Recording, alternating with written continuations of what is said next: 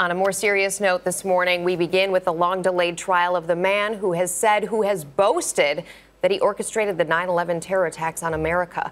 Kahlid Sheikh Mohammed and 4 other alleged al-Qaeda operatives are being arraigned today at the U.S. Navy base at Guantanamo Bay, Cuba. And Jan Crawford is there. Jan, good morning to you.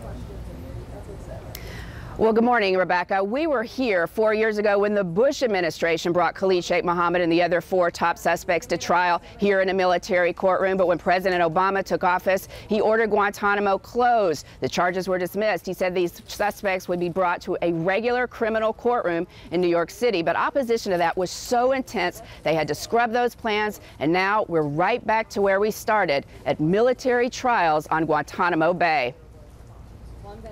Without Kahlid Sheikh Mohammed, September 11th would not have happened. The confessed mastermind, called KSM, proposed to Osama bin Laden the plot not only to hijack airplanes, but to fly them into buildings. I hope he turns around and looks at me. I want to see him face to face, because that's the one that killed my sister. Eddie Bracken, whose sister Lucy Fishman died in the World Trade Center, came to Guantanamo for today's hearing with 9 other victims' family members, including Tara Butzbaugh. Her brother John Henwood was working as a bond trader on the World Trade Center's 106th floor.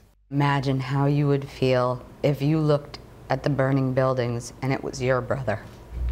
This morning, KSM will appear before a military judge to face 2,976 charges of murder in the worst terrorist attacks ever on U.S. soil. Also being charged are 4 other top 9/11 suspects: Walid bin Attash, an al-Qaeda operative; Ramzi bin al-Shibh, who would have been a hijacker but couldn't get a visa; and Ali Abdul Aziz Ali and Mustafa Housahi, who helped finance the attacks.